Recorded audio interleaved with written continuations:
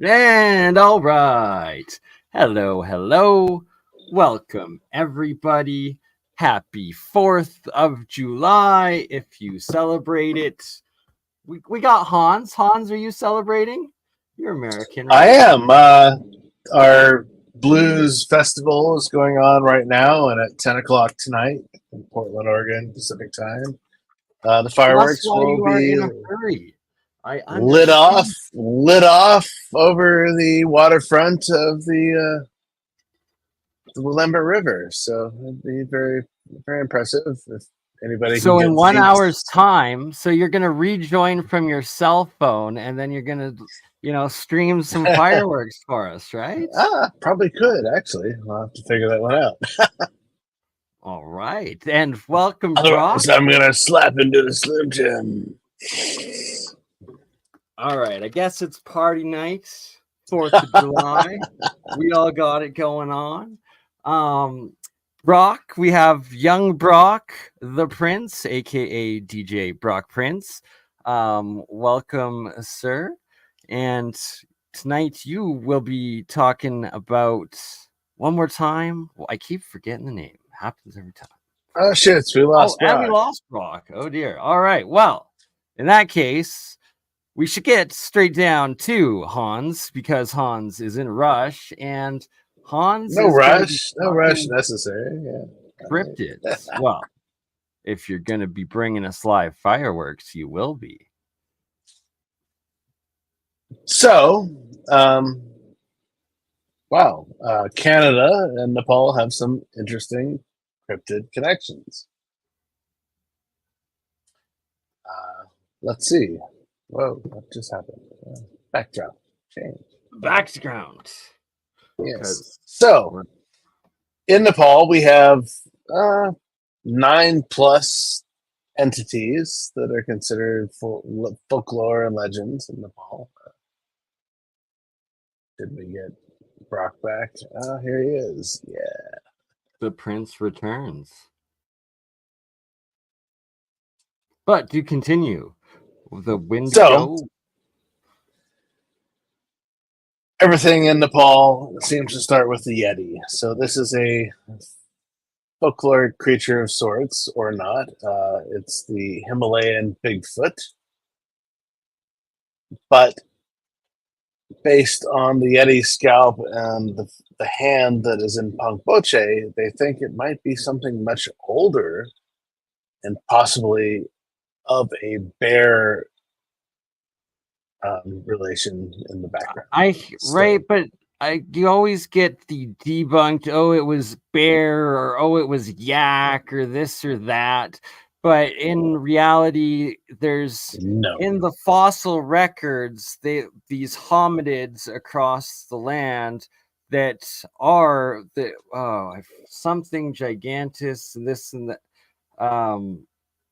I forget the exact name. I took it in anthropology, but fact being, they were 8-10 feet tall, Yep. hairier, more Yep. primitive, and found like in fossils throughout the world, right? And especially in the not the Himalayas. So this is why I had a fascination with this. So going to Pangboche when I was, God, it would have been 1992, 93, somewhere in there. I trekked up into with my family the Everest region. There was a reunion for several of the people that went to Everest during the both Hornbein expedition and um, damn, why am I spacing on his name? That's still wild though. So you and your family did an expedition through the Himalayas, and did you say actually two? Um, Sorry, what? which mountain? Like, did you actually your family went to the So mountain? you fly into Lukla, which is the scariest flight you'll ever be on in your life. You go up a valley, and then they turn right and they fly uphill to land. park the craft. You're there. You then hike up to Namche Bazaar, and then above that to Tangboche, which is across the valley, and then Pangboche, which is where the Yeti scalp is.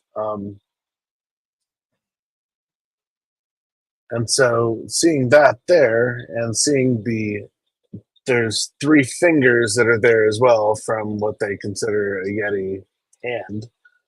You've seen the scalp and the finger. I've seen both. Yes, yeah. I have pictures in my book. Yeah. So when we were talking before going live, and I'm like, Hans, do you have any pictures you can bring up? No, I don't. You literally have pictures of the Yeti yelp and fingers from the monastery in the Himalayas. Oh, you tease us. You tease us. I do. Sorry.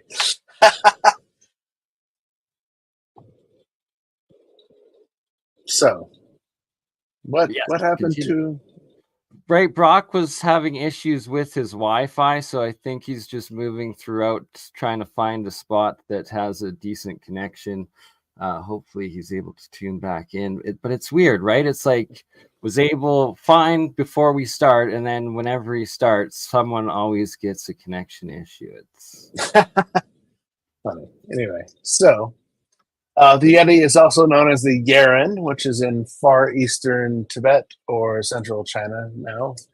And in Bhutan, it's known as the Megoi or Megoi, M-E-G-O-E. So this is the forest creature or the wild man, as they call it in their translations. And so the Yeti has always been interesting.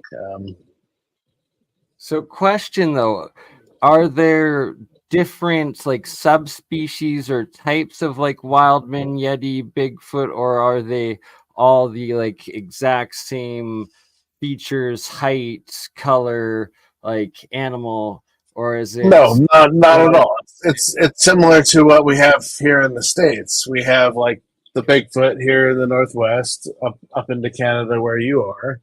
But then we have skunk ape. We have there's a few that have come across, and they're not all the same sizes. They're not all the same creatures, and so the question is, what are they? Same in Nepal, Bhutan, and central China, far eastern Tibet.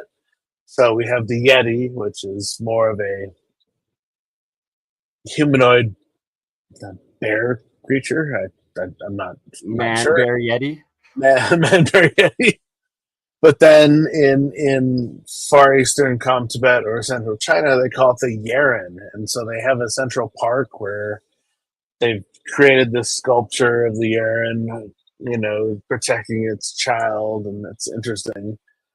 And then in Bhutan, they have the Soktang Wildlife Preserve, which is the wildlife preserve for the Megoi, the Bhutanese wild man or the Yeti. And so this stems across Nepal, Bhutan, far eastern Tibet, China.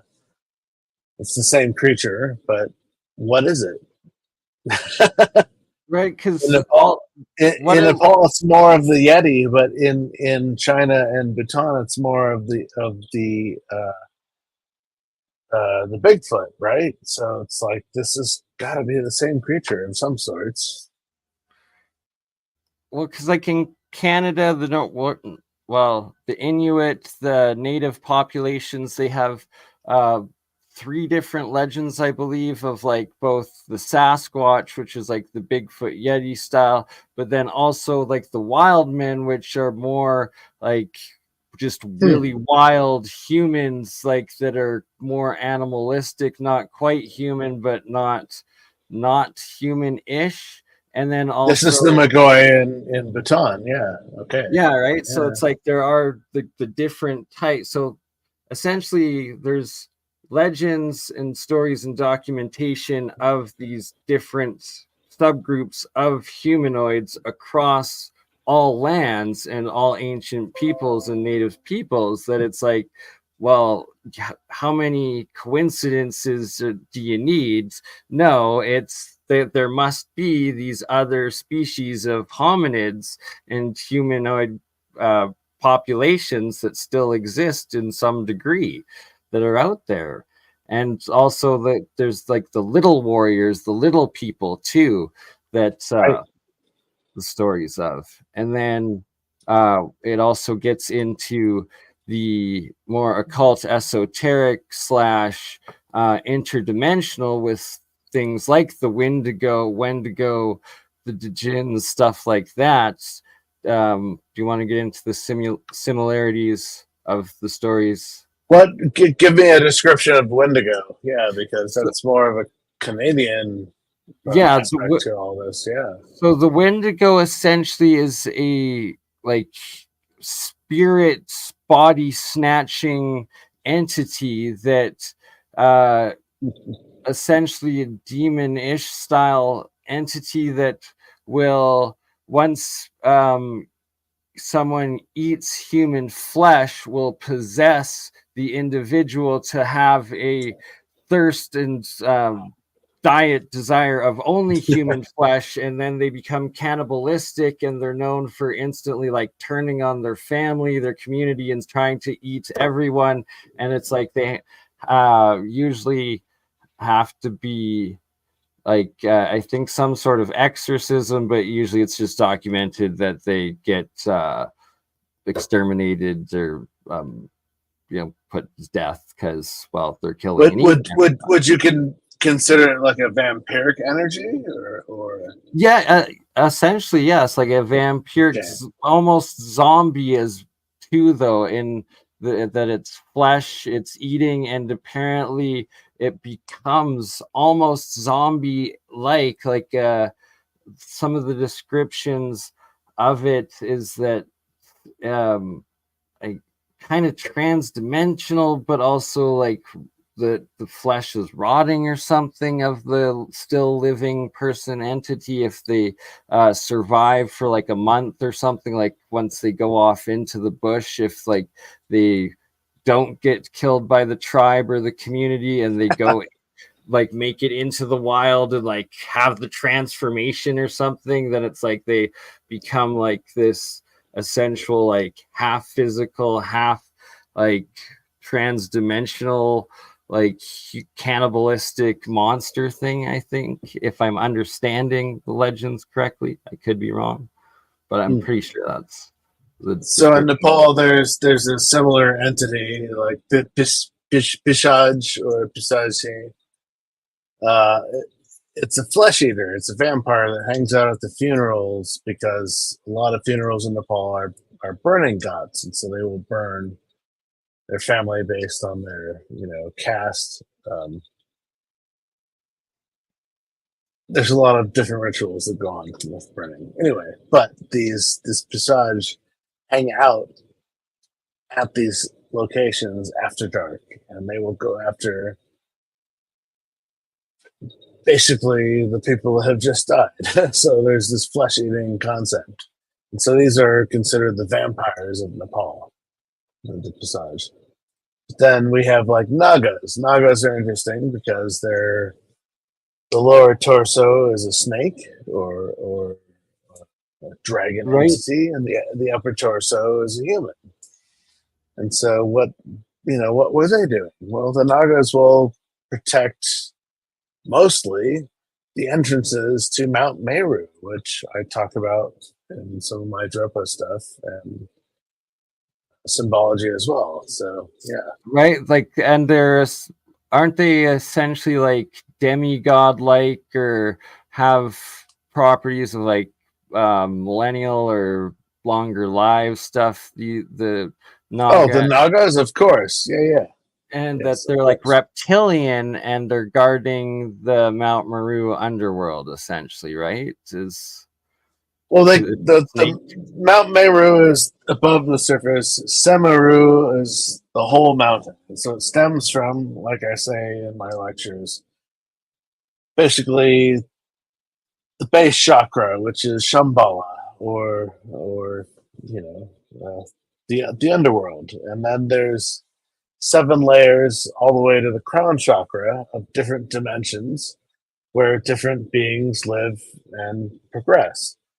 And so you get to the crown chakra, and then it has this connection. This is Mount Meru to basically Sirius, which is why Sirius? Well, it's the brightest star that rises in the east.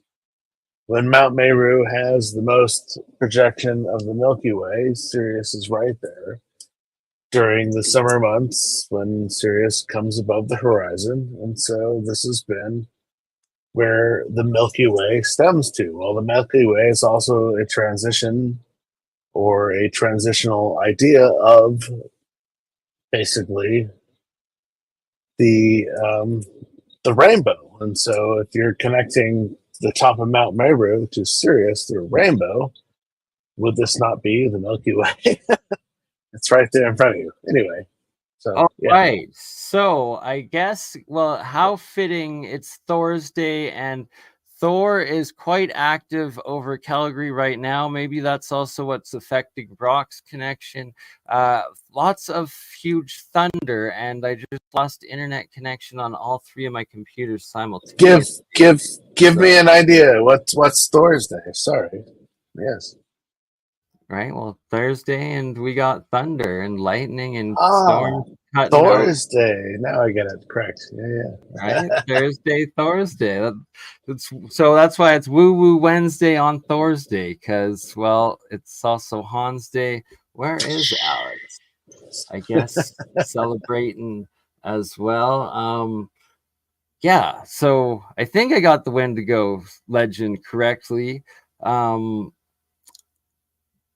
Do you continue on the vampiric? Well, I guess covered vampiric, and then the Naga. The Pisage, which is interesting because Pisage has another name in Nepalese, and it is also a Pishwar, which is the smell of urine, right? And so they figure that these entities have this smell when they come around the ancient grave sites.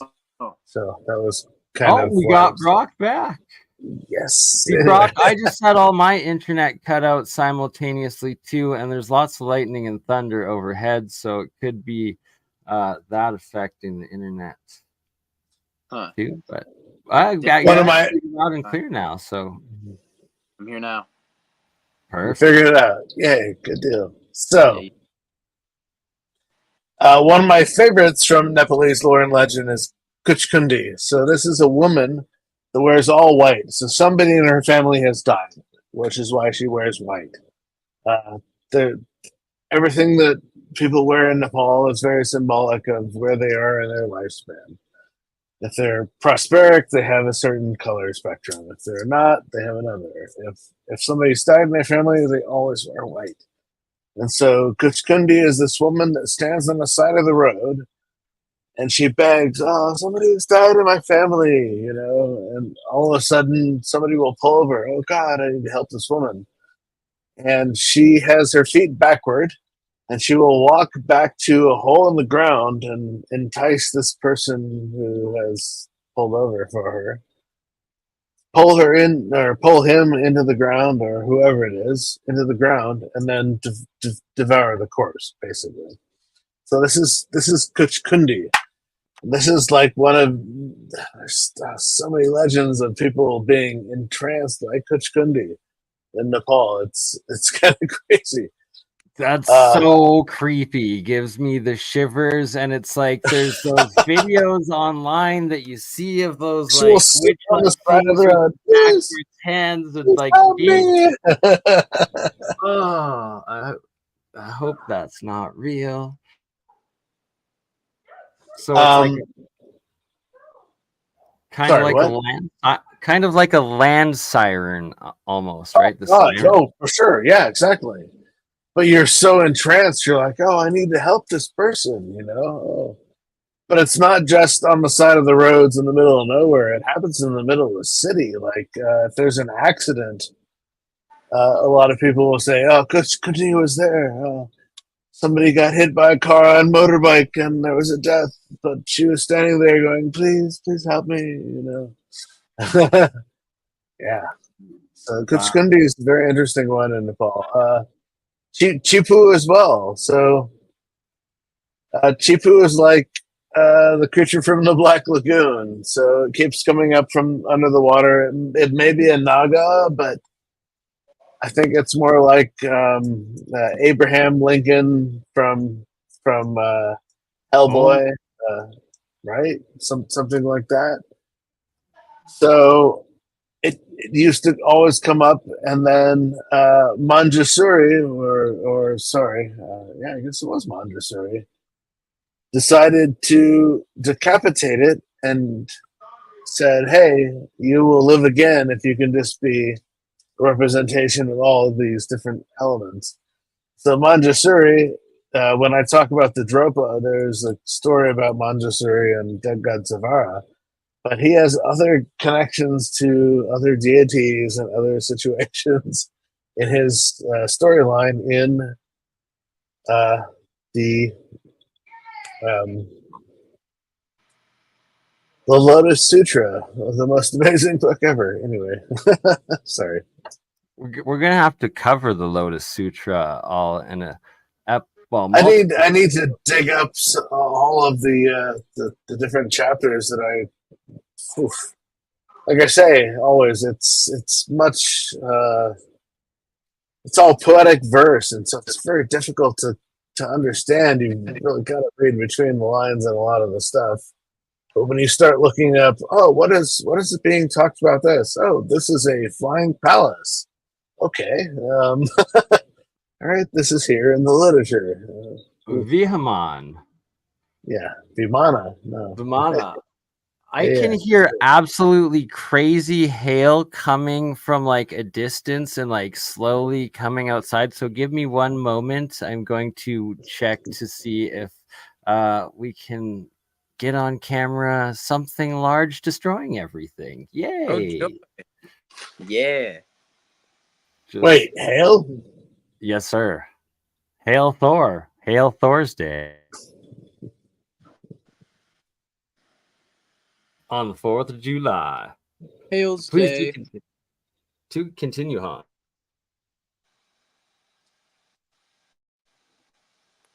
Anyway, so we also have the Bonjuga. This is very similar to Lakhi, which is a carnivorous jungle demon. Lakhi is seen in a lot of the Buddhist and Hindu artwork, but I've always associated him with the Bonjuga, which is the forest leech. And so he has the configuration of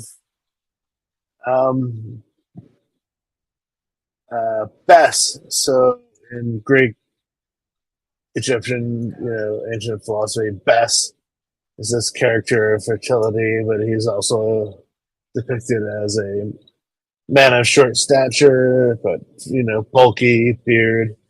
Similar in Hindu culture, this is also the Bonjuga, and so it's interesting because he will leave dead animals on your doorstep if he doesn't like you, or come out of the woodworks, and yeah.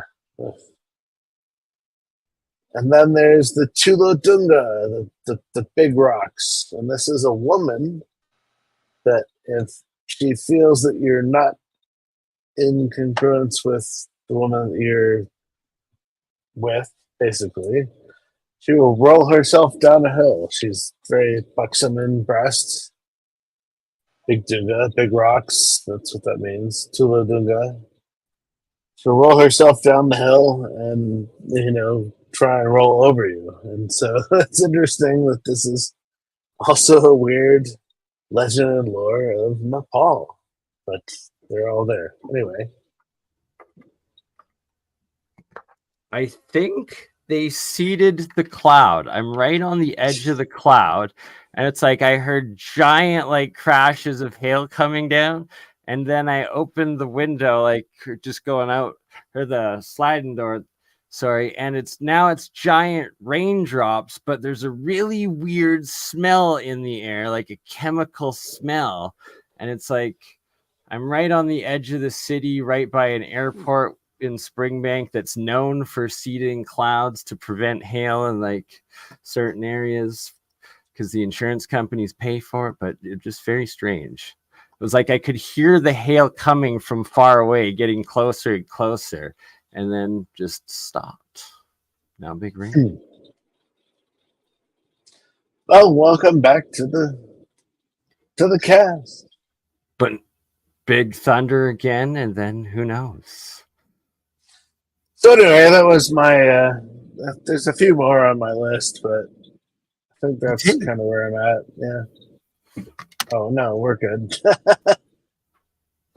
Any that have that sort of skull, are there legends of the elongated skulls in Nepal? No, there actually are not. Sounds Sorry, what? Brock, you got hail too? It's very bad connection. It's a pretty dark cloud and huge storm. He said Changos. I got what he said. Blessings, brother. Yeah, no, I have not found any legends and lore in Nepal of elongated skulls or anything along that element. But there are similarities to carvings in skulls and also some sort of, couple ton megalithic structures in Nepal and India that make you wonder, is there a connection? Couple 100,000, my God. Nepal and India, like each Not a couple alone. 100,000, there's a couple hundred, but yeah. Well, like there's the different caves in India that each one has like 1,000 different megalithic like statues and rooms and carvings and all sorts. Crazy stuff. But you were talking about you're going to be looking into the giant star towers of Nepal. No, they're not in Nepal. They're actually in far eastern Tibet. Tibet, which is now central China. But in my Drupa stories in my book, I talk about these. They're these towers. There's, I want to say, more than 6. I haven't actually. It was something that came up last minute when I was writing the book. I haven't actually done the further research into it, but there are several towers there that are in a structure. And so I want to look at them from above and see, does this match any star fort or any star constellation? The astroarchaeology aspect of those structures. Genius, sir. Genius. Because most of them have it, right? But has anyone looked into those? Yeah, and so I posed the question on, God, I was on Walter Bosley's podcast, and I posed the question, has anybody actually done the research into this? Like somebody like Graham Hancock, who is very interested in, these different sites might have a connection to the stars. Sorry, what? Ain't all the ancient buildings that are built usually have astroarchaeological properties. Some of them do, not all of them, but some of them, yeah. Get out.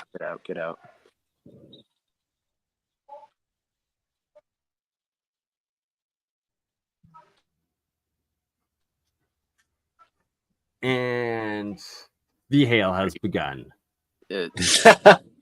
Anyway, so, the prime question is, let's look at these from above. Let's see if there's any connection to any, astro star maps like that crazy. come from us. Yeah.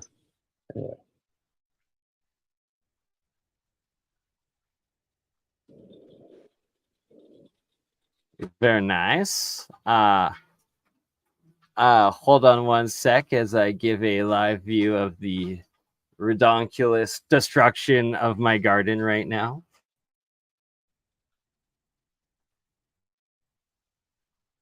Brock, are you there? Can we hear you? No, it's muted. You're muted currently. We cannot hear. Or Hans, can you hear Brock? I can't. Can you hear me? We cannot hear you, Brock. No, but can you hear me?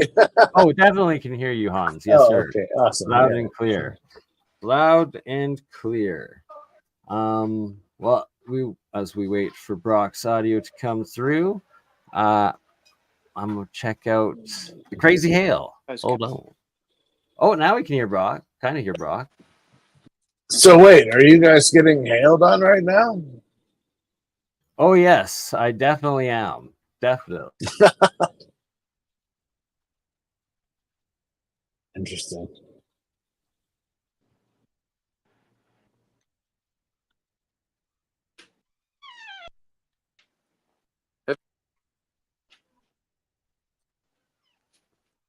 I can hear you, Brock. Is that you? Yeah.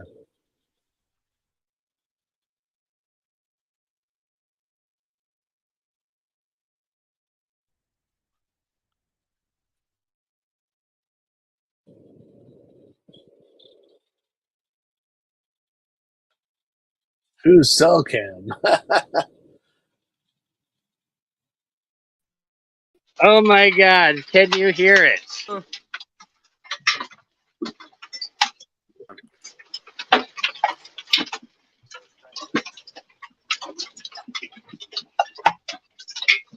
Oh, it's smashing everything.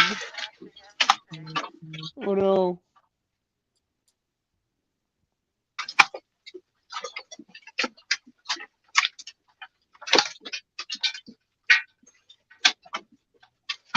It's loaded. Fun. Can't really see it. A bit too dark.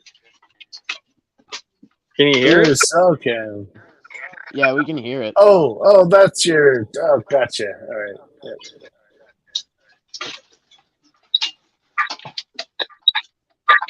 Nice pots or whatever those are.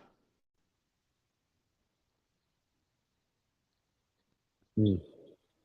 Hey, you guys can still hear me, right? Yep. All right. At least I can. All There right. he is. We can hear you loud and He's clear back. now. Good. That's good. All right. We can finally hear Brock. It stopped for a minute, so that's good. Luckily, I'm on the edge of the cloud, but So that was your backyard / hailstorm? Holy shit. yes, sir. Damn. Yes, sir. Damn. Yeah, we get pretty big hail here during the summer in the plains, but nothing like Texas, I guess. Have you guys ever thought how long it takes for the light from the stars to reach Earth? Right? Like, Like, okay, is time travel essentially what you're seeing? that's one thing. Another thing is that, so for the light to travel to us, say for example, you turn off that light. It still takes time for the light that to, let's say, you're not able to see anymore. So what if one of those stars in one of those universes just dies? How long will it be till we find that out? Depends on distance, Isn't that but weird to are think? those distances real? Right? But essentially, what you're saying is like, what if the whole universe or half the universe was like already dead and wiped out, and we're just seeing like Exactly. the remaining? We light are. No, you're spot on, brother. Seriously. The dying light, exactly that. Yeah.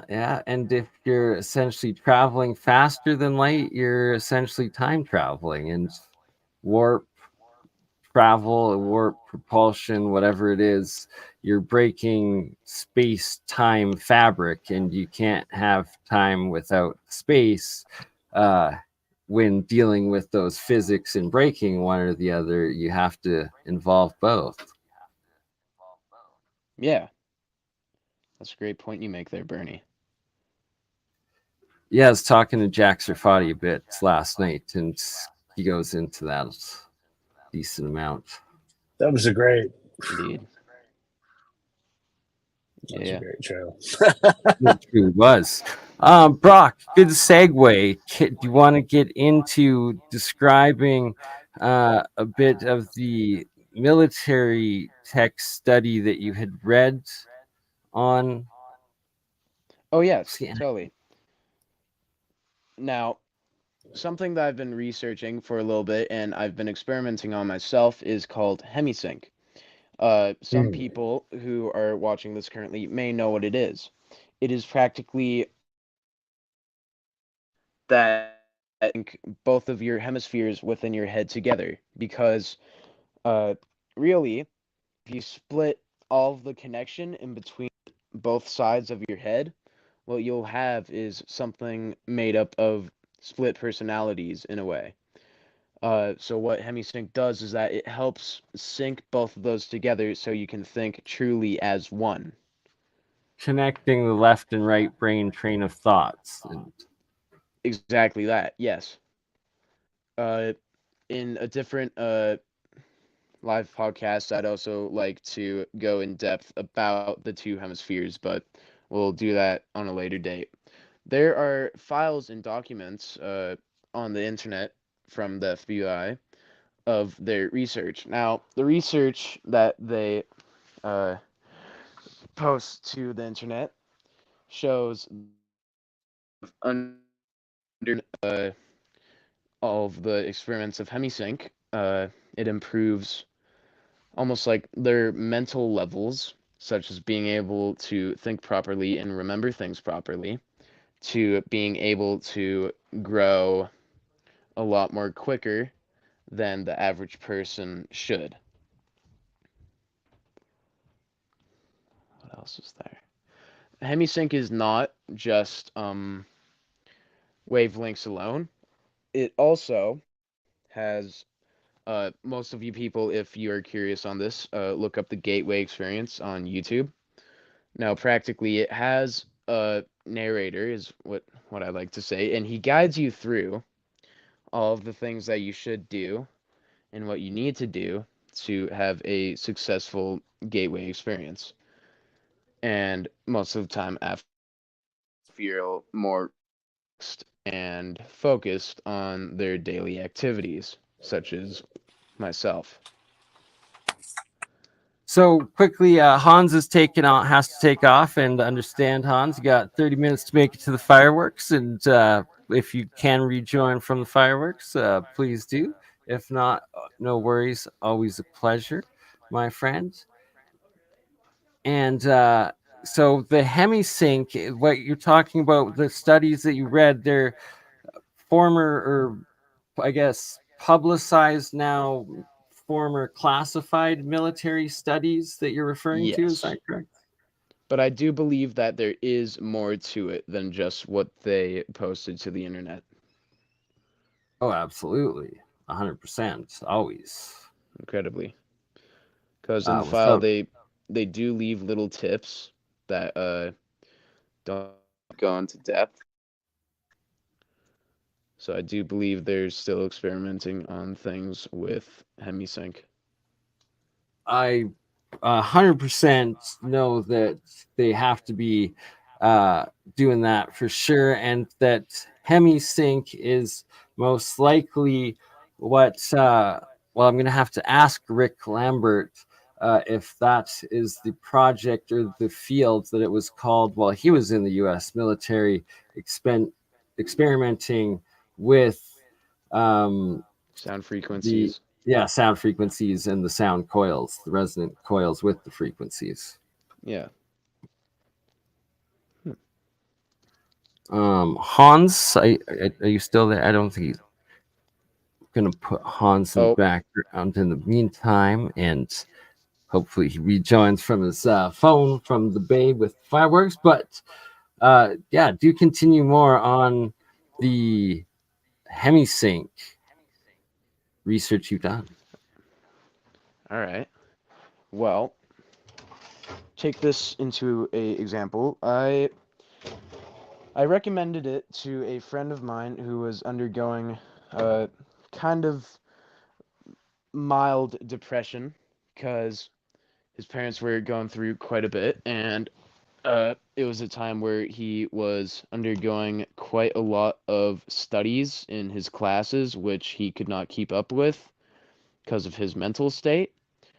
And so I recommended hemisync to him.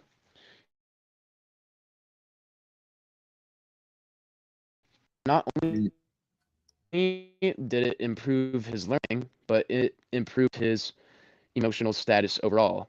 Oh, my phone's about to die. Hold up. Woo! Yeah, it's starting to cut out a little bit, and that also explains some of the choppiness, as that is known to happen as the battery dies. If you're able to plug it in, that could solve things. If not, no worries. We can cut her short as well. Although we are almost at an hour. Oh. And I got it plugged in. Perfect. So... Can hear you. Yep. So you were saying, telling, your friend's results with using hemisync? Yeah, not only did his grades improve, but his overall emotional state did as well. He seemed a lot more enjoying of literally anything. Like, I'm trying to think of a good example. Yeah. In class, the gym teacher made us run, I think it was about 2 kilometers without stopping, which everyone was bummed out for because we would rather have free time than doing that. And he was perfectly fine about it. Now, usually when this would happen, he would just be in a complete breakdown, sometimes throw fits about it. But this time he was just super relaxed about it. It was actually kind of bizarre on how good it did him. It is kind of hard to read the texts in the documents, I find, but you can find some good info in there. I also found, I dug deeper, and I did find other info from different websites. Just had to piece Right, like everything this together. one right here from the Monroe Institute to the CIA on hemisync, 4 pages. This is going to be a nice little read. Yeah, totally.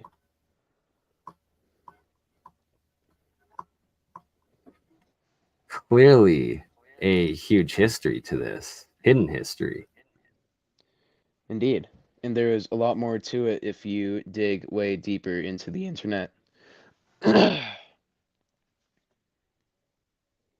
Oh yeah, we're going to be doing full episodes on this, my friend. Yeah. And we will be getting a bunch of this source material together for the next one, and we'll do a full Science of Sound episode covering exactly this, because you, my friend, have found the key phrase of what the CIA called this technology, and it is hemisync. And it's the binaural beat frequency simulation creates a sustaining FFR. Chat is synchronous for both amplitude and frequency between the brain hemisphere, I guess. Hemispheres, yes. Yeah, hemisphere is cut off. There we go. Yeah. But yeah, continue, Brock. If you got more to say on this, this is amazing. I don't have much more to say on this, but what I do have more to say on is what I experienced myself from DJing. Now, certain songs make certain people feel different ways, but I figured out different genres that make people uh like feel all together like emotion. Now there is this one form of music. It's called drone, and I asked most people, 75 to 80% of the people who I asked when I DJ'd this music, they felt mildly uncomfortable when hearing kind of like, I want to say, the bass drops of it, because think about a drone and think about the eerie noise that it makes, and except a whole bunch of different pitches of that at different speeds and whatnot all jammed together. Said that Just a experience. disharmonious, like jumbled sort of Exactly. on Almost. edge causing, yeah, right? So Uh-huh. that's with the drone, and then any other emotions with different genres. Uh, most people say step makes. People like my father. He says that dubstep makes him, and I quote, angry and more. Angry and more like active. Gets the blood running sort of thing, pumps the Exactly like adrenaline. that. Yeah. Exactly like that. For more information from the Monroe Institute on HemiSync, call 804-361-1252. Just wanted to That's throw that it. in there. Be calling. What else is there? And so you're before you were telling me that you also experimented playing a type of hemisync. Was it CD or record for a plant and Oh, growing? it wasn't exactly hemisync, but one of my roommates, his name is Luno. He has a record that plays types almost like sound waves, and what it did for my bean plant is that it allowed my bean plant to grow naturally. Later on, I'll try and get a recording of that record playing if you wanted. Yeah, yes, please. We'll definitely play it at the end of one of the episodes, and might get canceled on YouTube, but we'll at least have her going on Rumble and Twitch and stuff where it will probably stay up. And um, so have you ever heard of binaural beats? Because I guess that's kind of like a branding of the technology or a type of the hemisync technology in the As a matter music. of fact, I have not heard of that. Yeah, and it's like I've been meaning to do a full episode looking into it, and it's part of some of the frequencies or the binaural beat patterns of some meditation music, and uh it's got a very large market. It's like trends in certain communities. Lots of people claim to have a lot of success with it, of like calming themselves, uh, resting their mind, and then eventually getting the breakthrough meditation out of body experience from it as well. And that in this Monroe Institute 4-page document that I read, it was directly speaking of binaural beats. So it's like, right here, binaural beat frequency stimulation creates a sustaining FR. So did the Monroe Oh, that's what Institute that and the was. CIA invent binaural beats? And this is essentially connecting all of that technology together and what it's been labeled as, and then what it's been used and created as and sold as a market.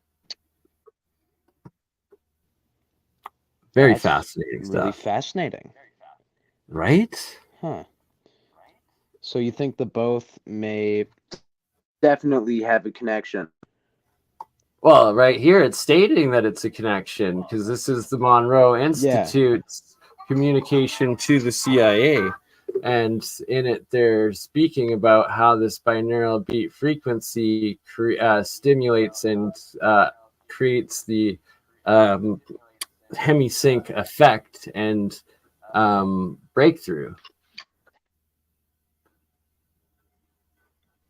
Very awesome 4-page document that was able to come up right here. Approved for release 2003 0909. All right. Well, on that note, we're getting to 1 hour long. Any last words before we end this off tonight, Brock? I say for my first time. Right? And bit of issues with the connection, but there's also a giant storm over head, so hopefully the next one will get it better figured out. And literally just as you said that, thunder at your place, definitely thunder at mine. yeah, literally just as you said, there has been a storm going, a loud rumble. It was intense. It almost shook my house, actually. Close to it. It took 2 more seconds to get here, and that is the physics of it. All right, my friend. Well, I will see you on Saturday. To wish your mom a happy birthday, and we will get things a little bit more figured out then, and we will do this again very soon, and possibly even tomorrow if probably get you on to talk some more of the. Why do I always have a freaking brain freeze every time? Just said it like 1,000 times. The thing. What the heck is the paper I have in front of me? My God. All right. Hemisync. Talk more about Hemisync with some of the engineer guys. We're doing the APEC show. And on that note, happy 4th of July, everyone. Hans, if you're listening, enjoy the fireworks, my friend. And we will be back with Hans next Wednesday for a full WooWoo Wednesday episode. And we will be back tomorrow night, potentially for Free Energy Fridays with some of the guys and the pre-APEC warm-up. My apologies for that 30-second long brain fart. It's been a long day. Worked 11 hours in the sun, but that's okay. It was fun. On that note, happy 4th of July, and we will see you tomorrow. Ta-ta. Oops. That was not... You crazy mother... Yeah. It's just BurnEye.